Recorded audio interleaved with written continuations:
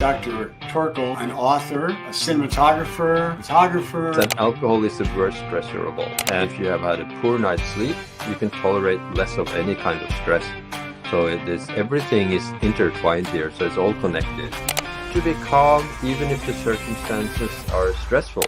Welcome to The Other Side of Medicine, a trust source for education, not medication, for 35 years.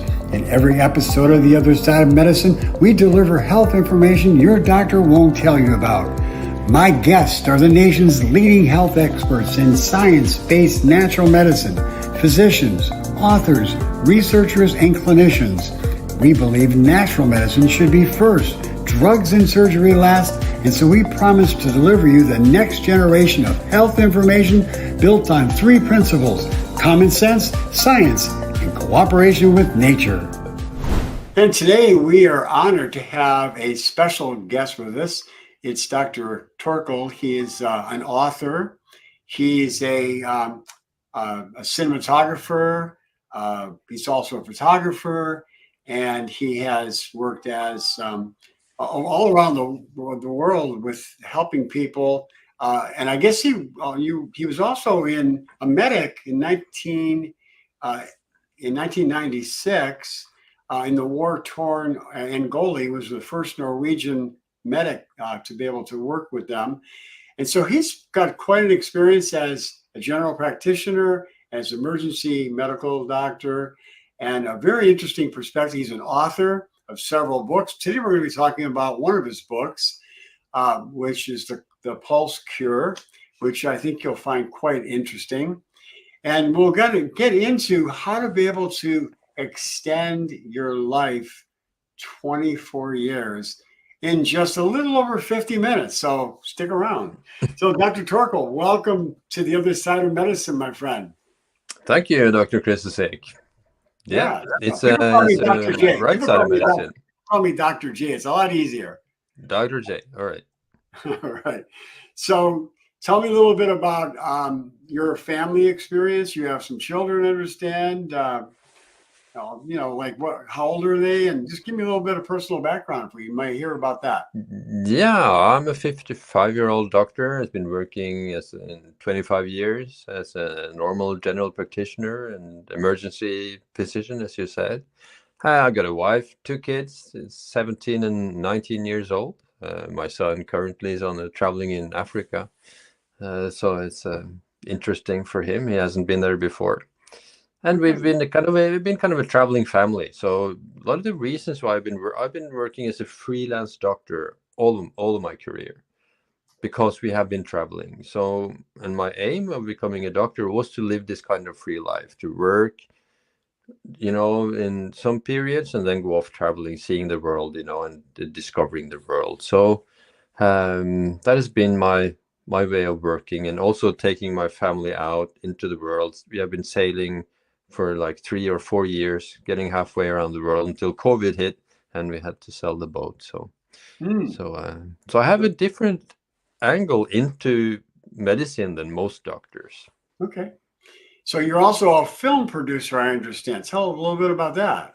I've been making some documentaries, both on photography, but also on pilgrimages. So I made three films for the Norwegian television about doing pilgrimages to Santiago de Compostela in Spain, and also there's a one month trek in Norway pilgrimage that I've been making films about, and that has been very popular because pilgrimage has had a kind of a renaissance period now. Then people will walk and have started walking for the long time to see the health benefits, but also kind of maybe spiritual benefits of it. So I've been interested in that. What kind of pilgrimages to where? I mean, what are these sites for? Santiago, they are medieval pilgrimage sites. So in medieval times, people, Catholics, were walking to Santiago de Compostela. That's the most famous one in western Spain, northwestern Spain. Very nice, very nice. And also in Norway, there's been a medieval pilgrimage route that we also did again. And and inspired people to take up walking for long walks. Oh, To that's nice. Where yeah. could people see those I, documentaries on the, online? Nor- the on no on the that was before online. It was on Norwegian national TV. So Oh, okay. so they were seen, by probably 20% of the population. So it was Very nice. Very nice. yeah, Okay, well, good. yeah. Well, let's dive into your book, the Pulse Cure, because I really think that it's going to be a really interesting conversation. Because even though I am a physician and I've been practicing functional medicines, as I mentioned to you earlier, since 1986, I'm still, when it comes to listening to our body, I'm more intuitive. I don't really have not really delved into having, a watch that has the ability to monitor various body functions. So I'm more old school in trying to listen to the body and how it speaks to you, and just in the body language that occurs. If your heart starts to race because you're a little stressed out, or you feel a irregular heartbeat, you kind of pay attention to your body, and then you take care of it accordingly. But your perspective is using technology, and so I want to talk a little bit about that and some of the ups and downs of that, and some of your perspectives on that. But most Americans and most people, I think not only Americans but around the world, wait till they get sick, and then they go running to find out what their vitals are and those types of things. This perspective you have is to listen to your body by using this technology and understanding what you can do about it before it becomes a problem. So I want you to talk about that. Yeah, so what we can see in the wearables, in the smartwatches, the rings, and all the different devices that we can use now these days, they're tracking the heart rate variability, which is a metric that will show the state of the autonomic nervous system. That, of course, is, maybe the most important system in our bodies. And it's also the system that, for so many people now, is overloaded. Too much stress, too little capacity, too many things that we eat we're not supposed to eat, alcohol, and so many things that affects our stress levels. And we have a hard time listening to our body because throughout evolutionary history, there was never any need for that sense. We were fighting when we had to, or fleeing from enemies or animals and so on, and we had to hunt for food and forage and so on. And when we did not do that, we were relaxing, sleeping at night. It was dark, nothing to do. So this, our stress levels was sustainable for most of the time. So we didn't really have to need this sense into our own system.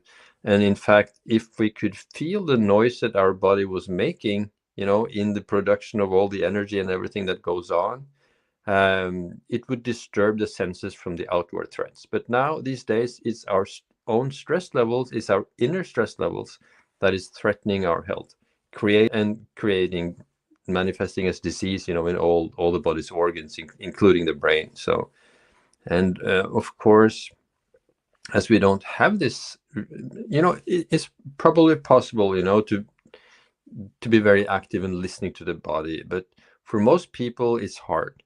And every demand on our body will be shown in the heart rate. So even smaller demands that would pass under your radar normally, and like me and so many other people have discovered that once you start tracking your heart rate, you discover a lot of stressors that are kind of below what you can feel. And particularly as we get used to that, we think that this is the level of our function. And we find out that when you're able to use these monitors as kind of a speedometers for our physiological intensity, we're more able to regulate our stress levels. And we suddenly find that, okay, you're sleeping better, you're eating better, you're in better shape. Oh, okay, so this is what it feels to be refreshed. Okay, you understand it was another level of well-being than what you thought. Mm-hmm. What are the three main points in your book, the Pulse Cure? What would be the three main things that you try to convey to people? Yeah, the things that you will see when you start tracking is, one is that alcohol is the worst stressor of all. Even if, as me and many other people thought, it was kind of something to wind yourself down in the evening, to relax. A lot of people drink to relax, but you can see that, okay, alcohol throughout the night is a huge stressor.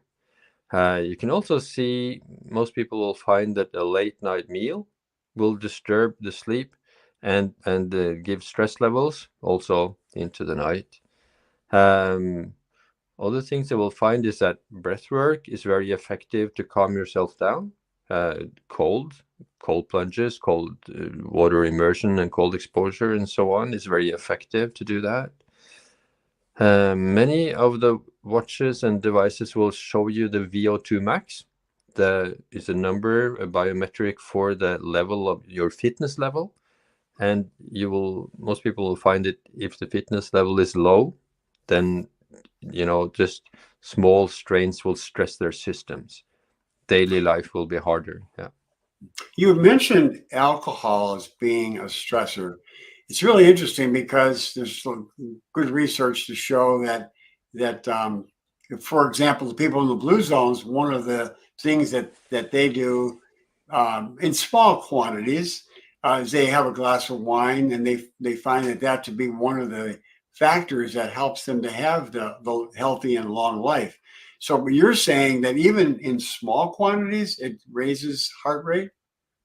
Yeah. And people are really shocked by to see how just one glass of wine or two glasses of wine will affect their stress levels throughout the night and their well-being the day after. And according to Whoop, one of the producers of a bracelet that tracks your heart rate and that gathers information from the users, say that alcohol is by far the worst stressor, and that there's kind of a linear load on your system, unit by unit. And that there is no unit that they find that will not stress your system. But what, of course, in the blue zones and other places, because when I was in medical school, and maybe 10 years after that, we were advised to have two glasses of wine for men and one glass of wine for women every day, as for health reasons. But what we didn't know then was also that loneliness is so dangerous, that loneliness will make you sick, not only for mental reasons, that was probably known, that you could be depressed or anxious or so on by being lonely, but that you could also get cancer and heart disease and the whole spectrum of physical or physiological diseases was not known. So that probably that was the confounding factor that we didn't think about. So it wasn't the alcohol in itself, but it was that in the social circumstances where alcohol was used, it was also social and also protecting them from loneliness, and that was the most important thing. So now at least research shows that there's no amount of alcohol that in itself is healthy. So of course you got the polyphenols that could be healthy, but maybe you could get that from tea or berries and other sources as well, I would think. Mm-hmm. Yeah, you had mentioned the loneliness factor in the blue zones. That's one of the areas of benefits, that they have a tight community of people that stay together their whole lives, and so they're never lonely because they have this really tight knit community. So I think maybe the alcohol that they consume, maybe the little bit of stress that puts on their body, is counteracted by having these other factors in their life, the community of, so there's no loneliness, and they're exercising every day and getting out in fresh air and getting all the herbs in their diet. All those things will kind And of sunshine. and sunshine benefiting them, right? So maybe that's Yeah. so Maybe because we can also see that if you have a robust physiology and your level at your intestines, you don't have a leaky gut, you don't have inflammation in your system, you can tolerate probably alcohol better than if you have a system that is already on its knees, and then you add alcohol, So certainly you can see that if you have had a poor night's sleep, you can tolerate less of any kind of stress.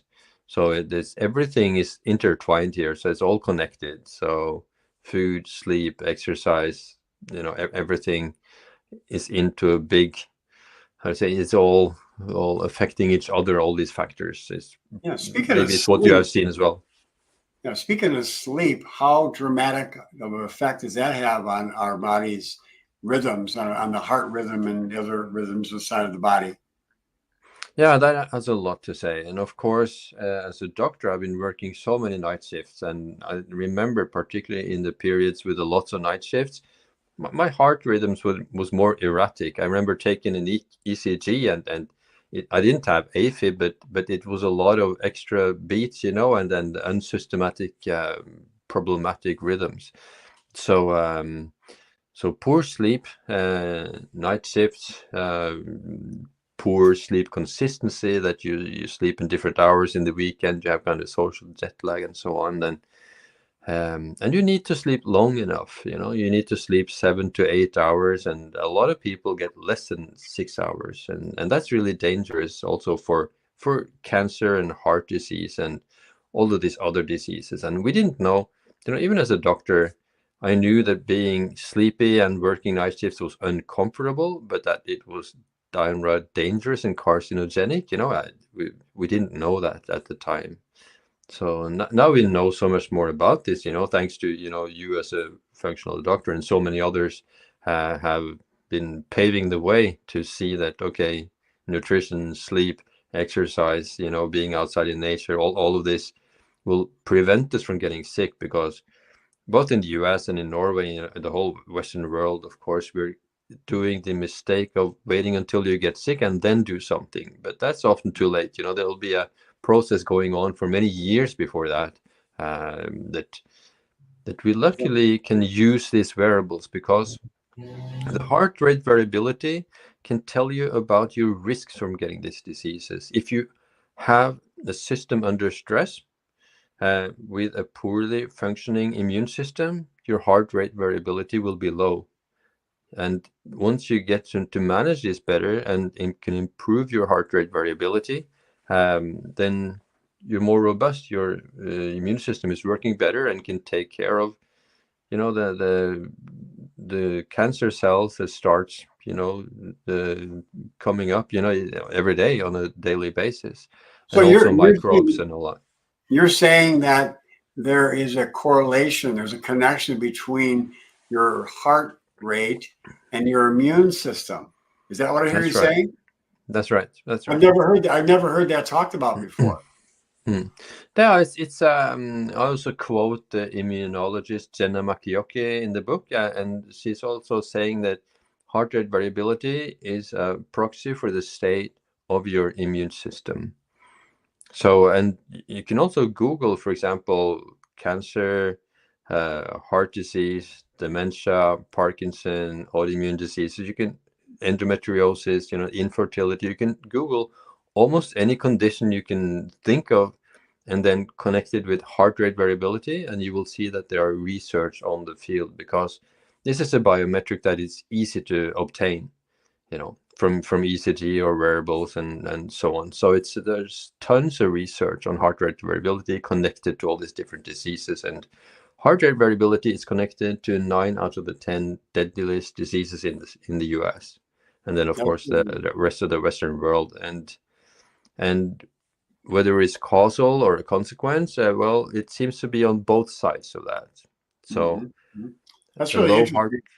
That's really Yeah, interesting. You mentioned we're talking about sleep and getting proper rest. During sleep, our body goes into a repair mode. Could you talk about autophagy for a minute and how that's so important for repair and building the body up? Yeah. So autophagy is a process where your body starts eating or recycling the poorest functioning cells. The poorest functioning cells will be under stress, and it will release different cytokines showing that they're in distress. So they're kind of biological markers showing which cells will be in a poor state. And when you don't eat and you are fasting for a certain amount of time, or exercising, I must say that too, then your body starts recycling those cells and using the material that they can use into building new cells. So it's kind of a cleanup of the worst cells, the senescent cells or zombie cells that some would call it. And it will, well, improve your whole function, your whole cells, and reduce the inflammation in your body. And the good thing about the heart rate monitors is that they will show that. So the first time I was fasting, I was skipping breakfast, I was expecting to see stress on my system because it felt uncomfortable. And my experience until then was that if you feel uncomfortable, that is stress. But this was not that kind of stress. It felt uncomfortable, but for the nervous system, it was calming. So I could clearly see that it was easier to get into the parasympathetic mode when I was fasting than when I was eating, and that was a surprise that you could see that food stresses. Just for our listening audience benefit, when you say parasympathetic mode, we're talking about the state of the body where it relaxes and it calms things down and slows everything down. Yeah, and that mode, when you see it on the heart rate, because in that mode, the relaxed mode, when we breathe in, the heart rate speeds up a little bit to take advantage of the extra oxygen in the lungs. And when we breathe out, the heart rate goes down a little bit to save some energy while there's less oxygen in the lungs. It measured in milliseconds, but it's palpable. You could feel it when you're very calm. But if you are stressed in the stress mode, regardless of its mental stress or physical stress or physiological stress, your heart rate will beat at a very steady rate. And that is what these wearables will detect. And they will give you the answer, in real time. Now I can check my stress levels is 33 on a scale from 0 to 100 on the Garmin watch. So I'm relaxed. If I had been eating certain foods, like for an hour ago, it could be quite high because of the food. And that was a big surprise to me that food could be stressful. Who would have known, and your heart rate goes up. If I eat 2 large slices of cake, to my surprise, I could see my stress levels really go through the roof. Even though I was doing the same work before and after 2 big slices of cake, for example. If I eat something with chili in it, like I did here the other day, they put chili in everything without giving a notice. I can't sleep. I'm awake until 2 o'clock at night, having a hard time sleeping because my heart is pounding, and the stress level is high. So interesting. Years ago, there was a book that was written on food allergies and taking pulse and seeing the increase in Dr. pulse. Koka. Yeah. Dr. Koka. Yeah. Talk about that for a minute. I was on a podcast and one person said exactly like you did now, that there was a guy, and this was in the 50s. This is one of the guys that coined the term atopy for like eczema and allergies and so on. It was kind of one of the first pioneers in that area, and he would find out that when you were eating the foods that you can tolerate, your heart rate would go up, and that this was a way to detect whether you could tolerate the food or not. And he was kind of discarded, that this was not, that he didn't have the scientific evidence for it, other than that the heart rate went up. But we can clearly see that when you use this, that the heart rate will go up. And I usually say to people that if there's a huge difference between the level of stress when you're fasting compared to when you're eating, and you cannot easily find out, a lot of people react to gluten, milk, there's some, usual suspect. But if you can't, even if you take those out of your nutrition and there's still stress, okay, then you should take a test for food intolerances. And so many people find out that they have it. And once they start eating and cutting that out of their diet, then their heart rate becomes more stable. So so it's clearly having an effect, and it's one of the most common things that I hear is the surprise of people that they find how stressful the food is. And of course, most people will react to ultra processed foods, and particularly the kind of foods that are addictive, that is produced by engineers to make you addicted to this mix of carbs and fat and salt and what have you, to Sugar. yeah, that's right. That's right. So it was really interesting. Before I mention the next thing in my mind, the Dr. Coco's book, he was a pioneer, and that's often the case with pioneers, that the established community, the medical community, will poo-poo it. And there's so many examples of that in history, of medical history. It's really astonishing how people react to new information in a negative fashion, because it goes against the grain of what they are using at the time. So, we have to applaud people who are pioneers like that. But in any event, we had mentioned just a few minutes ago about deep breathing. Deep breathing is such a powerful tool to help to calm down the body and get into the parasympathetic mode. And what have been your experience with heart rates and deep breathing and those type of measures to help to reduce stress? Yeah. So breath work would be a great way to be able to downshift your stress levels, and a bit depending on what is the stressor, because if it's mental stress, or you're just hectic, it's just busy, and then you can use breath work to calm down.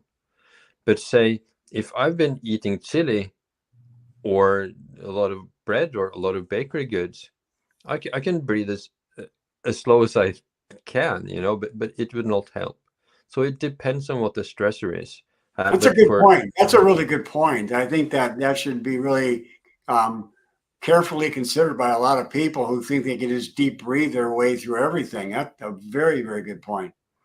Yeah, so it's like swimming against the stream if you try to do that, and it's a physiological way like that. So, but other than that, for mental stress and like daily stress, then it's really good, and also to be able to be calm even if the circumstances are stressful.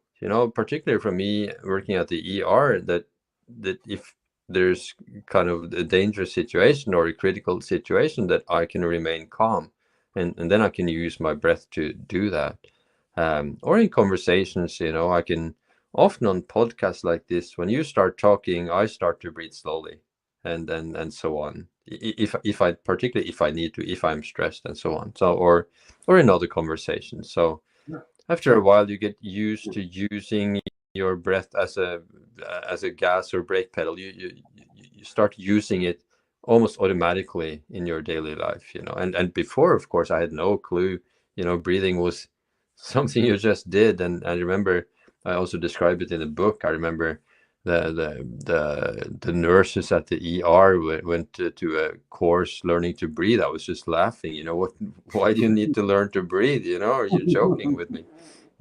So but of course I understand after a while that the breath is kind of the lever into the autonomic nervous system, a Yeah, way to be able to control it.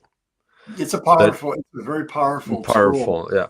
Yeah. But the more powerful tool is cold. So cold exposure, that would be able to mitigate even chili stress, or even this kind of physiological stress. So it kind of is very effective. So if you go into the cold shower or a cold plunge, that can shift your system into the parasympathetic mode for a long, long time. Interesting. I do that every morning, by the way. In my shower, I take cold showers. So I wasn't aware that even if somebody was eating unhealthy foods, that it would shift them into the parasympathetic mode. That's real. That's a really nice tool to be able to have, as far as using it to your advantage. If in some circumstances happen that you can't eat as healthy as you like, which oftentimes is an excuse. I always tell people, don't rely on Band-Aids to try to cover up for your poor eating habits. So, Yeah, I wouldn't know. It will downshift you into the parasympathetic mode, but whether it would stop the damage that you could do to your intestinal system, I'm not sure. But maybe it will when you have a leaky gut and you eat food that you're not supposed to eat, and these unwanted molecules come into your bloodstream, it will create cytokines and interleukins that will create an inflammation. Sure. And the cold will reduce this inflammation. But whether it will help on the root cause, for that inflammation, I don't know. But it will Sure. certainly Just for our take down the listening, symptoms. just for our benefit of our listening audience, we just threw out that term leaky gut. It's a term that basically defines the state of the gut. The lining of the gut only has one cell layer thick. And so that one cell layer oftentimes gets damaged because the mucosal lining on the gut, the mucus layer of the gut, gets eroded. And then it could, things like poor diet, alcohol, stress, other things, other variables, medications could then damage that one cell layer. And then what happens is the gut becomes too permeable, too leaky. And then that allows particles of undigested foods to leak into the bloodstream, some toxins from microorganisms and other toxic elements, that could actually get into the bloodstream and cause havoc and cause actually many kinds of diseases. It's been documented, well documented. Yeah, exactly. Yeah, very precisely. Yeah. So, It is the root cause of so many diseases. Yeah. Yeah. So, but it will at least dampen the symptoms from it. Just like if you have a hangover also. If you have been drinking too much alcohol, you feel really bad, your stress level is high, you can go into the cold and reduce the symptoms. Of course, it will not take out, the acetaldehyde that is the problem, but it will reduce the inflammation molecules that gives you the symptoms. So You're from may Norway. work. You're from I'm Norway. from Norway. So do people, I know that I've heard this in the past, and maybe it's just a myth, but do people in Norway, take cold plunges as on a routine basis? And do they roll out in the snow and that kind of stuff? Cold plunges has become very, very fashionable, almost to say. It's so many people going into saunas and winter swimming and using that for as a activity during the winter. Yeah. Yeah, but people in Norway, I thought that they were doing that before it's become fashionable today. Yeah, they have been doing it all the time, but now it's almost everybody does it. It is very common. Most people I meet have done that. So as opposed to maybe 10 years ago, only the aficionados or really interested people would do that. But now it's a commonplace. Most people will have done it or do it on an irregular basis. Yeah. So let's talk a little bit about the difference between and the benefits that happen to, let's say, males or females, young or old, when the heart rate changes. What kind of things happen between those age groups and the sexes? I think the difference between men and women when it comes to heart rate variability doesn't seem to be so different. Maybe the women have a bit lower heart rate variability, but it's not significant, I think. It's more But from the ages. the conditions that they will develop or manifest, or for example, women could develop, problems with menopause symptoms too early, or they could have, premenstrual syndrome because of stress, all those things. That's what I was referring to. Absolutely. And so many women will have too much stress, which will lead to PMS symptoms. So PMS is not unavoidable. It's related to stress. So, and we can see that on the wearables. So you can see that in the week before menstruation, you can see that the heart rate variability goes really down for a huge dip. And it's visible as a dip that is larger than COVID. So because from my Instagram and from everybody contacting me, because this book has been a huge bestseller in Norway for like 2 years, translated into 8 languages now. also. But so many people contact me showing me, okay, this is how it looks, show me screenshots from what they find. I can clearly see that women with PMS have such a low dip that is comparable to COVID or even worse. And if you have PMDD, kind of the even worse PMS, then it can be 10 or 12 days with a really low heart rate variability. And once, so it's, for these women, it's like having COVID, once every month. But the good thing is that when they're able to predict that week and they can sleep better, make sure that they eat better, maybe they do a yoga session or a breath work instead of the high intensity training that they were planning, then they can mitigate the stress and flatten this curve almost completely, and also relieving the symptoms of PMS to the point of almost having none of it. So that's very, very important for women. And so many other reproductive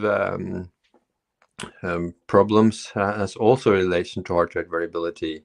You have endometriosis, you have polycystic ovarian syndrome, you also have infertility. So your fertility improves with improved heart rate variability.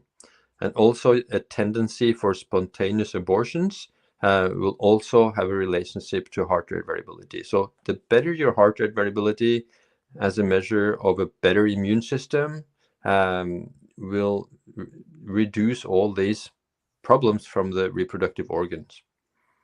Yeah, and that what's really interesting is that everything we're talking about here today, we have significant control over with regards to our heart rate. We've talked about how, our deep breathing can make a difference in helping to lower the heart rate and get into the parasympathetic mode. We're talking about foods. We're talking about attitudes. All these variables are things that we have control over. Isn't that right? That's right. And they're free. Not the least. So they're controllable, they're free, they're available to everybody. And Well, what about males now? When you have stress and the difference in the heart rate with males, what kind of conditions do we see with males? You would also have prostate problems, erectile dysfunction, and many of these male problems will also be related to heart rate variability. But I would say that there's less, stress is more problematic in women than men. So I see, as a doctor, I see much more women having stress-related symptoms and diseases than men, like autoimmune diseases and fibromyalgia and those kind of things. What do you think the reason for that is? I am not sure, but I would think that some of it is because of this problems in the reproductive hormones and those systems, and women have a bit different immune defense, regulated a bit different than men.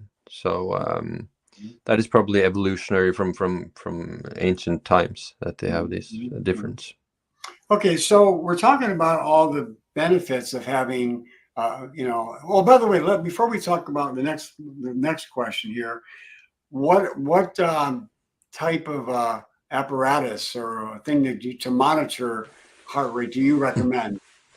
Yeah, I can easily recommend the Garmin watches as the best tool, both for their how they work, but also for the pricing, and that there's a range reaching probably from, I'm not sure exactly the prices. I have no affiliations with Garmin, but I would think that from $150 for the cheapest one and all up to probably 10 times that amount for the most advanced watches for the athletes and so on. So, and you would probably for like $300 get a good enough, really good quality watch. So the Garmin watches have this system where I can check my stress level. I'm in rest, so now the stress level is 17, so very calm. That's good.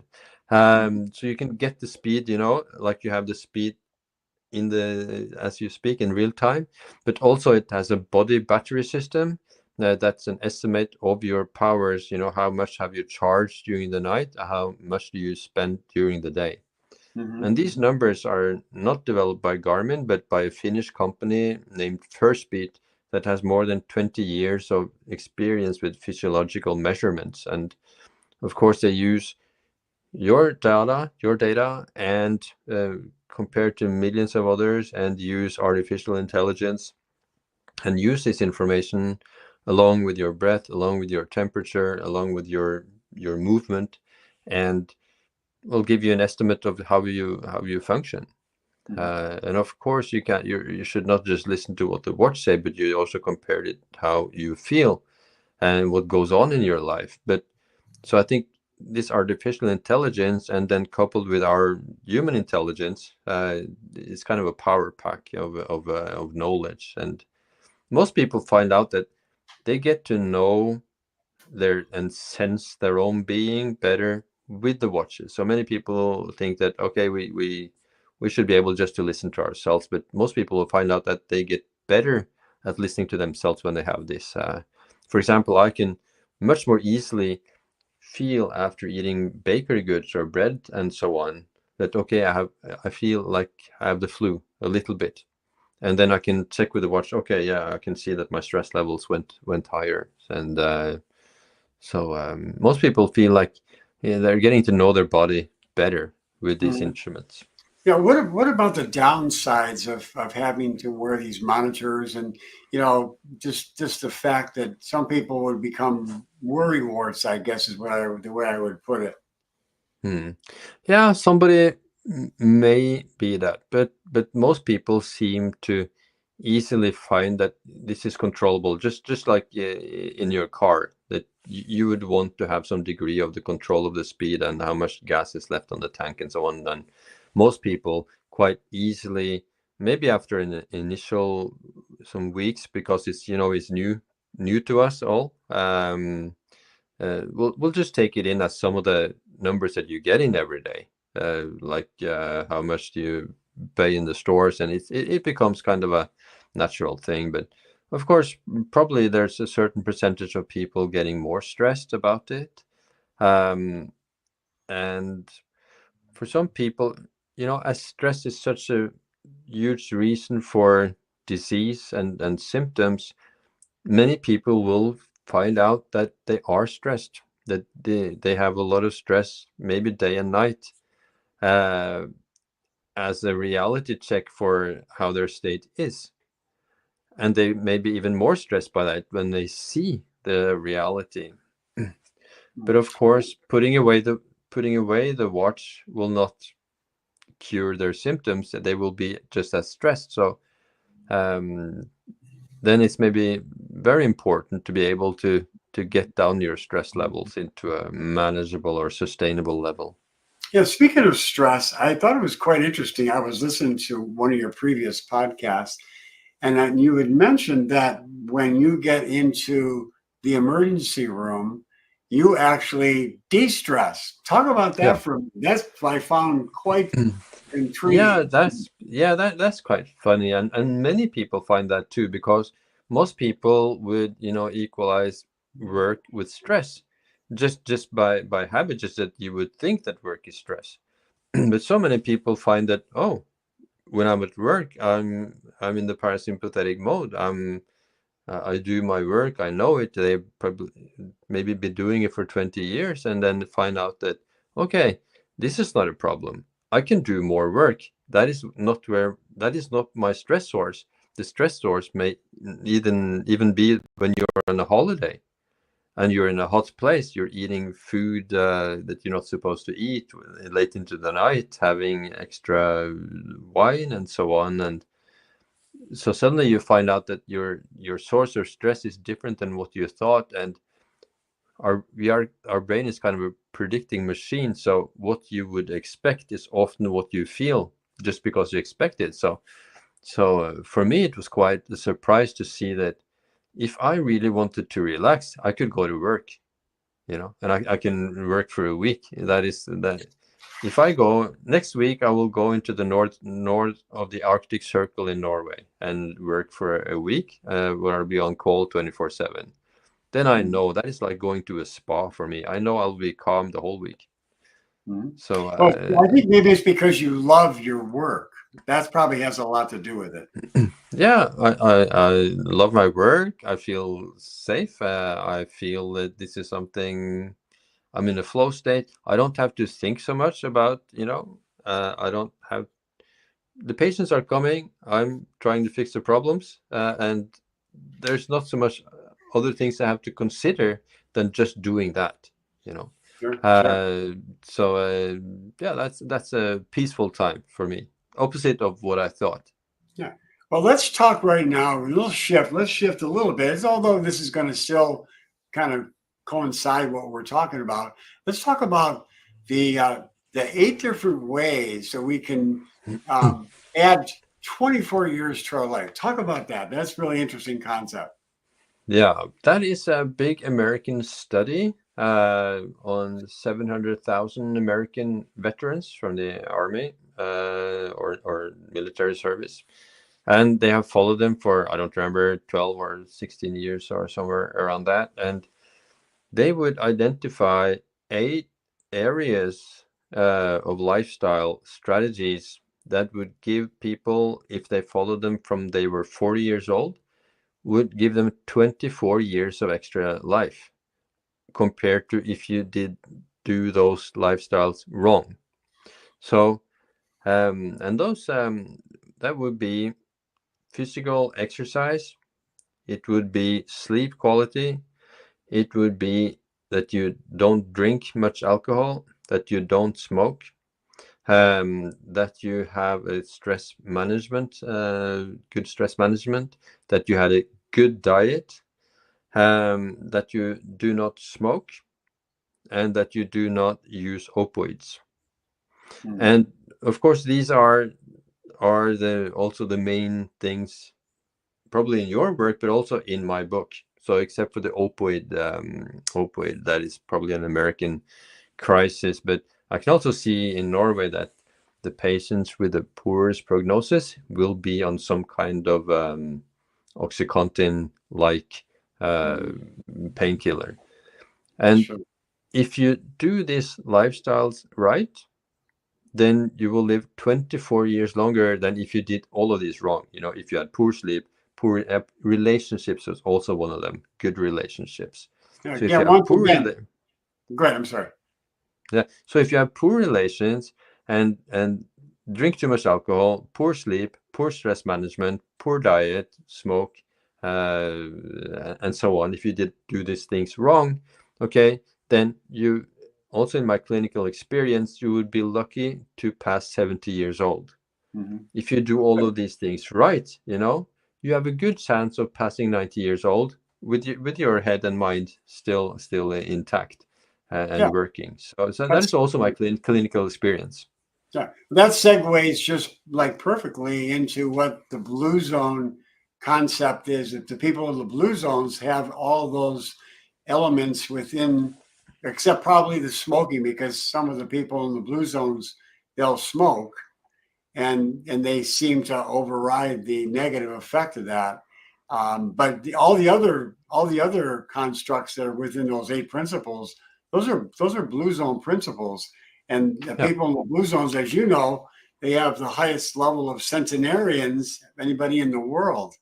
yeah, So we need to really take really good note of the fact that if we are more proactive in our health care, we take more of a charge rather than waiting for something to happen and run to the doctor, that we yeah. are going to be able to live, as I tell people, independently healthy. And that's what I think what the whole thrust of what we're talking about right now. Yeah, yeah, exactly. So we want to, because now, in the US and Norway, the system is we wait till people get sick and then we start treating them because it's more money into that. Mm-hmm. So there's too much money in sick people, and that's unfortunate. And the problem with all these strategies that I mentioned that give you 24 extra years is that they're free. There's no commercial pressure. Nobody is going to pay for any advertisement for fresh air, for moving around. Mm-hmm. And the good thing about these wearables and this technology is that there is money and commercial interest in giving you a device that can help you stay healthy. So that is, optimistic to me, that there's money on the front side and not only on the back side of disease. So I'd like to know what you think is probably one of the most important things we could do to alleviate stress in our life. That would be make sure that you sleep enough, use breath work to calm yourself down, make sure that you have enough downtime, that you can see on your wearable that your balance is good enough. Because if you're in the on mode, the executive mode, productive mode all the time, we're not constructed for that. We have to have downtime. We have to be calm for parts of the day. Otherwise, you will crash. There will be symptoms, and there will be a price to pay for that. And I'm just currently writing a book, just finishing my next book, the Rest Cure, about the power of rest. And having enough rest in your life also make you more productive, more creative. It's not just useless downtime, that you just have to tolerate. It's actually the mode in where you're more creative, where your subconscious is working better. And you could do that by reading, by listening to music, by any of these things that would give you the downtime that can compensate for your stress. So stress is not the problem. Stress is not the problem. It's not that we are not supposed to stress. So we are not. The problem is not that we are overstressed, but that we are under recovered. So that is the problem. So once we start to be better at recovery, we can tolerate this stress, and that this will give us more flexibility in our function. So we should not be rigid, at one level of intensity. We should be able to push ourselves to the maximum, but also to take ourselves down to like zero, so to have this control ourselves and not just dependent on external circumstances. Yeah, that's really exemplified in the blue zones once again, because a lot of the centenarians that are there, when they've been interviewed, they've had very difficult lives. They've had a lot of emotional and physical traumas around them and their families and their friends and their communities, but yet they were able to overcome those obstacles, those stressors, by all those other variables that they're really doing right. So it's really important to understand that, we can really make a big difference on the choices that we make every day. Speaking of which, I want to mention and see what your thoughts on this too, is deep breathing is a powerful tool, but visualization, I find that is also a very powerful tool to incorporate along with deep breathing, to visualize, because we can go into our minds in a state to take us wherever we want to go, and we can just see whatever we want to see in our mind's eye, and that can bring comfort to us. So what is your thoughts on that? Yeah, I totally agree on that we can use visualization to take us to a calm place.